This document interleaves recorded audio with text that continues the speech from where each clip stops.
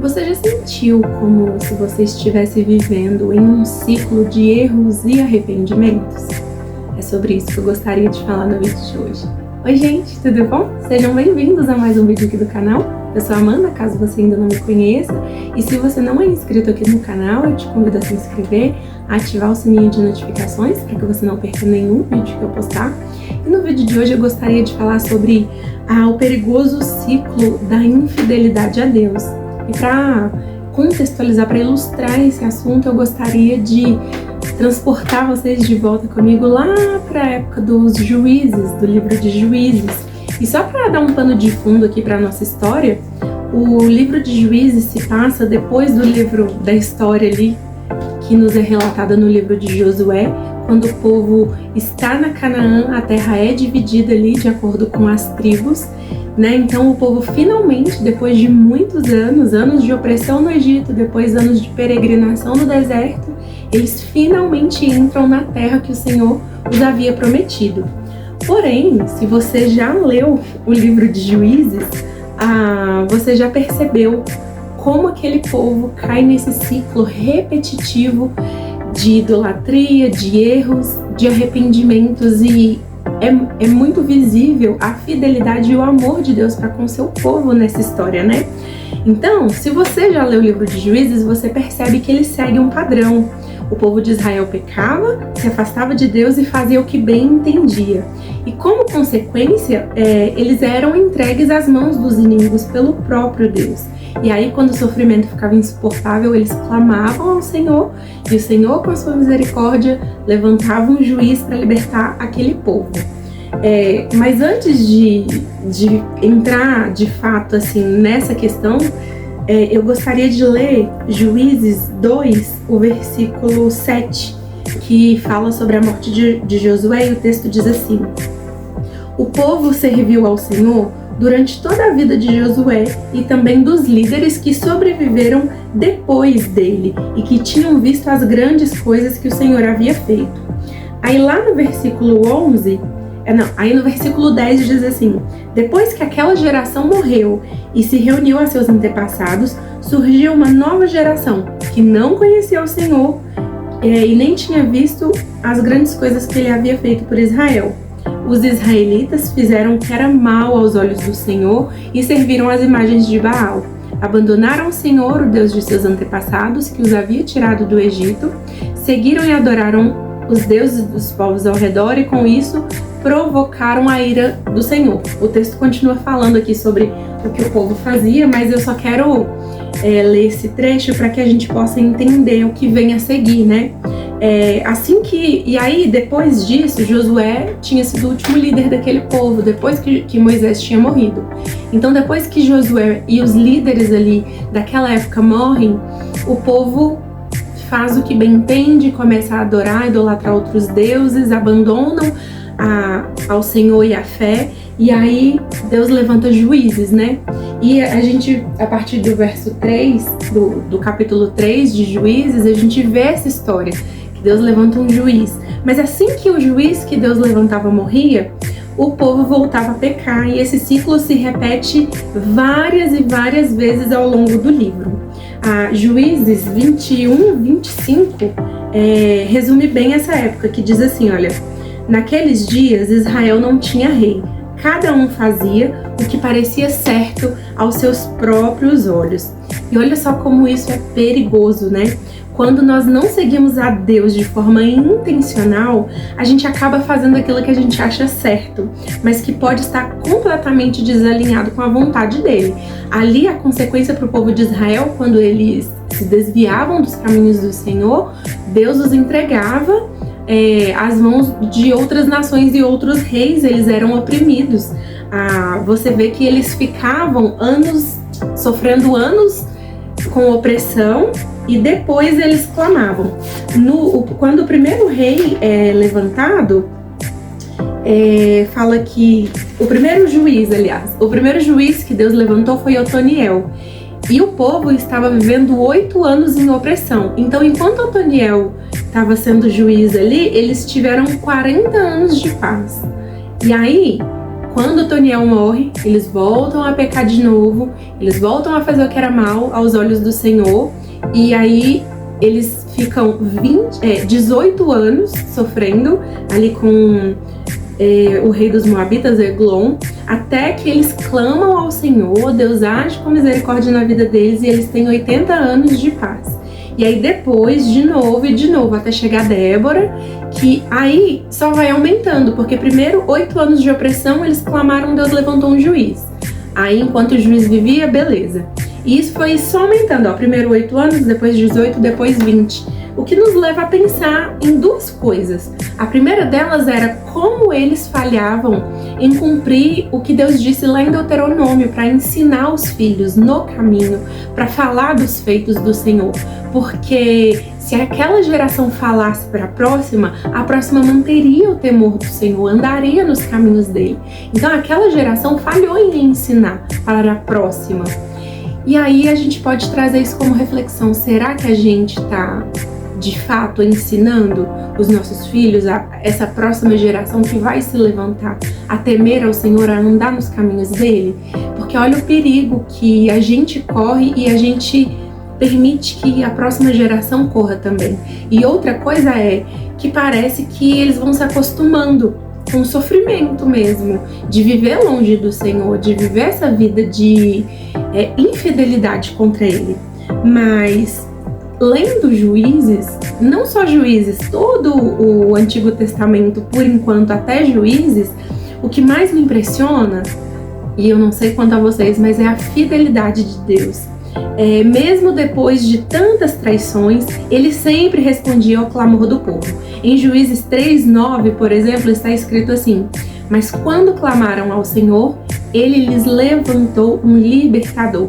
Isso nos faz lembrar de Lamentações 3:22-23, que diz que as misericórdias do Senhor são a causa de não sermos consumidos, porque as suas misericórdias não têm fim, renovam-se cada manhã.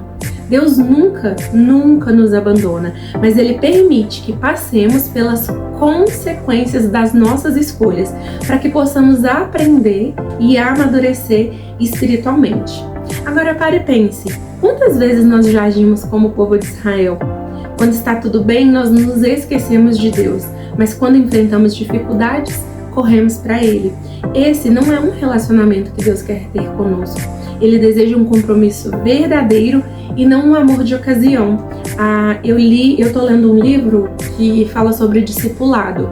E nesse livro, o autor fala muito sobre o caráter de um discipulador. Que para você ser um discipulador, primeiro você precisa se tornar um discípulo de Jesus. E para se tornar um discípulo de Jesus, você precisa ter o caráter de Jesus. E aí ele vem falando sobre o caráter de Jesus. E uma das coisas que ele fala nesse livro é que nós não podemos escolher as verdades da Bíblia que nós queremos seguir e deixar outras de fora.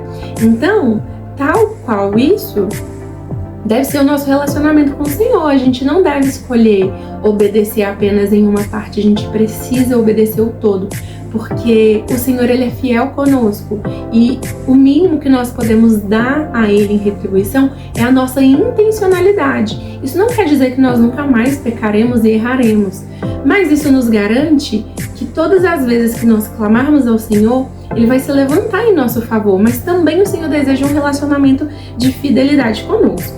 Mas eu também gostaria de falar sobre o perigo da infidelidade e da murmuração. A murmuração e a desobediência sempre nos afastam de Deus, né? Lá em Números 14, Deus castigou os israelitas, porque ao invés de confiarem nele, ficaram murmurando contra Moisés.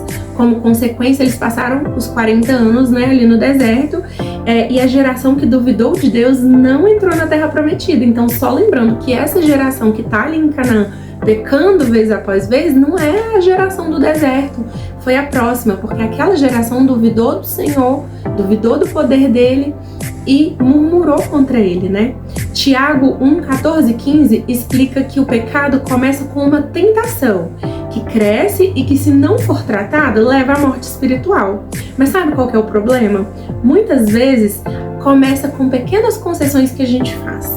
Sabe, aquele tal de não tem problema, isso não tem nada a ver, você está espiritualizando tudo. um pecado inofensivo aqui, uma desculpa ali, e quando percebemos, estamos longe de Deus.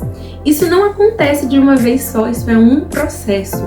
Assim como quando lá no Jardim do Éden, talvez Eva achou que nossa, mas não tem nada a ver, eu posso comer todas as frutas porque essa eu não posso. Simplesmente porque o Senhor disse que não poderia. E também a Bíblia fala que nós somos tentados apenas com aquilo que já é um desejo nosso. Então a gente precisa ficar muito atento sobre as coisas as quais nós desejamos, aquilo que atrai o nosso olhar, aquilo que atrai a nossa atenção, e tá sempre colocando diante do Senhor: Pai, isso te agrada, isso te desagrada, e pode ter certeza absoluta, o Senhor, Ele sempre te dá sinais de que aquilo desagrada. Basta a gente ficar atento. Às vezes a gente não presta atenção na nossa própria vida, na nossa própria conduta e abre essas pequenas concessões. É assistir um seriado que fala um palavrão aqui, mas tá tudo bem, eu não falo palavrão no meu dia a dia. É ver uma coisa que tem uma imoralidade sexual ali e não tem problema porque eu não pratico isso na minha vida. Mas sabe, eu creio que quando a gente está ali assistindo, quando a gente permite gastar tempo, permite que aquilo entre nos nossos olhos, na nossa mente, isso entra no nosso coração, e é isso que de fato nos contamina, porque isso começa a nos corromper sem que nós percebamos. Assim como Paulo diz lá em Romanos, para transformarmos a nossa mente, renovarmos a nossa mente através da palavra de Deus, né? Assim, se a gente se submete à palavra de Deus, a gente vai sendo transformado dia após dia por entender, por nos alimentarmos daquilo. Ele também fala que tudo que for verdadeiro, tudo que for justo, tudo que for reto, pensai nessas coisas. Quando você preenche a sua mente, os seus olhos e o seu coração, consequentemente, de coisas imorais, de coisas que talvez não sejam imorais, que sejam até lícitas, mas que não te convêm, isso pode gerar em você essas concessões que vão ir cada vez mais te afastando do Senhor. Então nós precisamos ficar atentos, né? Porque o pecado, ele não entra assim de uma vez, ele vem aos poucos. Mas eu gostaria de saber aqui nos comentários de vocês, se você já percebeu como pequenas decisões erradas pode levar você a grandes consequências na sua vida. Eu quero muito saber a sua opinião. E aí a pergunta que fica é: como nós podemos quebrar esse ciclo? Né? Essa é a pergunta mais importante. Como que a gente pode quebrar esse ciclo de infidelidade, de murmuração e clamar a Deus e aí Ele vem e age na nossa vida e a gente faz tudo errado de novo? Bom, primeiro a gente precisa reconhecer que sozinhos a gente não consegue. Lá em 1 Coríntios 10, 12, Paulo nos adverte que aquele que pensa estar em pé, cuide para que não caia. Nós precisamos vigiar e depender de Deus todos os dias para todas as coisas, para absolutamente tudo, porque se nós dependemos de Deus para respirar, esse ar que enche os nossos pulmões vem dele, então que dirá as coisas maiores, as tentações, né? Então a gente precisa reconhecer que nós somos falhos e dependemos completamente do Senhor. O segundo passo é nos fortalecer espiritualmente. Salmos 119, 105 diz: lâmpada para os meus pés é a tua palavra. Então, quanto mais nós nos aprofundamos na Bíblia, mais fortalecidos ficamos para resistir ao pecado. E todas as vezes que você perceber que você está sendo tentado, sabe, age imediatamente, não corra de Deus, corra para Deus, para que assim você consiga identificar com mais facilidade. Estar em Cristo não quer dizer que nós nunca mais pecaremos, mas quer dizer que nós temos força o suficiente para resistir às tentações, porque o Espírito Santo agora habita em nós. O Espírito Santo, ele é Deus, ele é o Espírito de Deus, e é o mesmo poder, o mesmo Espírito que ressuscitou Jesus dos mortos habita em nós. Então isso nos garante que o pecado, ele não tem poder sobre as nossas vidas. Mas às vezes nós entregamos de bandeja esse poder nas mãos de Satanás, para que ele tenha um poder que ele não deveria ter sobre as nossas vidas.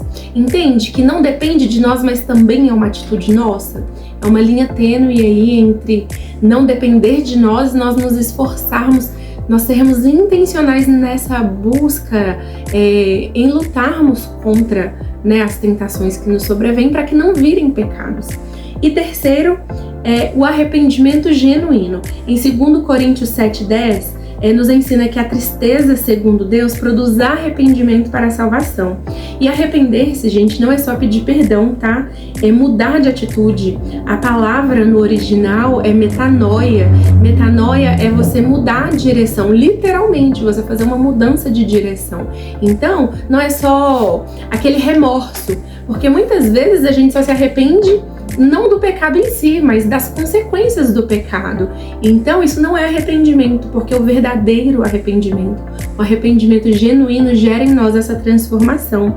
Não adianta chorar e continuar voltando ao erro, né? Então a gente precisa realmente confessar, nos humilhar diante do Senhor, reconhecer que somos completamente dependentes dele, para que o Espírito dele age através da nossa vida, para que a gente consiga romper com esse ciclo de ficar caindo nos mesmos erros, nos mesmos pecados, nas mesmas idolatrias, nas mesmas imoralidades, nas mesmas murmurações, nas mesmas contendas, nas mesmas fofocas, nas mesmas invejas e por aí vai, sabe?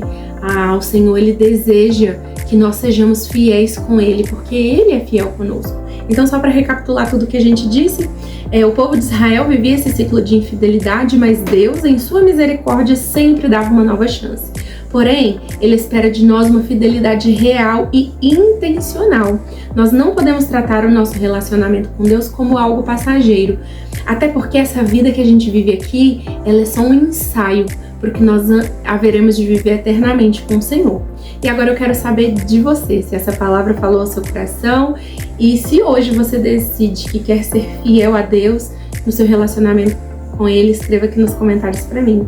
Assim como o povo clamava ao Senhor, você também pode declarar sua fidelidade ao Senhor hoje. E eu espero que esse vídeo tenha abençoado sua vida, e se ele fez isso, que você não se esqueça de curtir, de compartilhar e de se inscrever no canal. E é isso, gente. Muito obrigada por assistir até aqui. Fiquem com Deus e nós nos vemos no próximo vídeo. Tchau, tchau!